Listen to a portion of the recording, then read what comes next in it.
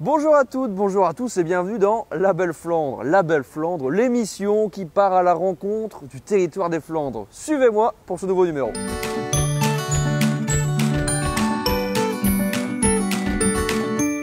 Pour commencer ce nouveau La Belle Flandre, on a la chance d'être dans le cadre du magnifique château d'Esquelbecq. Et Éric Vanneville, historien local, va vous raconter l'histoire d'un saint local, Saint Folquin, et des signes runiques que vous pouvez observer sur ce château. Profitez, observez.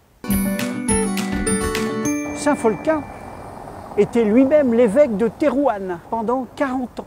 Quand il est mort, en 855, il devait être enterré dans l'abbaye à Saint-Omer. Et puis, les chemins étaient impraticables parce qu'il avait beaucoup plu. Alors, premier miracle, dans la nuit qui a suivi son décès, un vent du sud a soufflé très fort et toute la région a été asséchée. Donc, on a pu faire tirer Saint Folquin sur son chariot. Et là, le cheval de Saint Folquin est mort. Il avait accompli sa mission, l'emmener à Saint-Omer.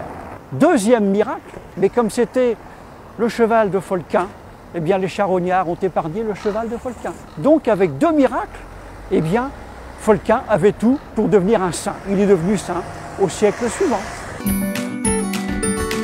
Esquelbecq est un haut lieu de l'architecture flamande et notamment de l'architecture de la Renaissance flamande, vers 1600.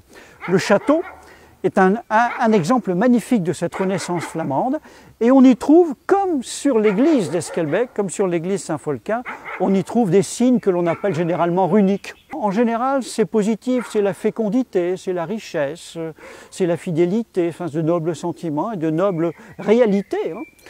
C'est normal qu'on échafaude des tas d'hypothèses sur les runes, puisque rune signifie secret, en langage nordique du Haut Moyen-Âge, on va dire.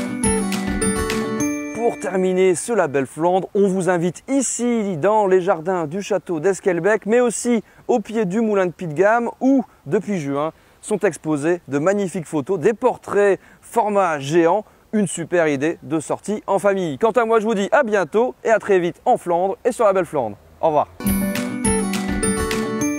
C'est un travail de transmission et d'héritage. Je suis allé frapper aux portes, j'ai rencontré des personnes qui ont un souvenir, une anecdote à raconter par rapport à un lieu patrimoine. Au château, c'était avant l'effondrement de la tour qui a eu lieu en 1984. Ensuite, donc, le moulin de Pitgam, j'ai rencontré différentes personnes sur différents thèmes, ceux qui ont travaillé dedans, ceux qui l'ont connu de l'extérieur. Et j'essaye de faire parler ces monuments patrimoine à travers le cœur et les yeux de ces acteurs.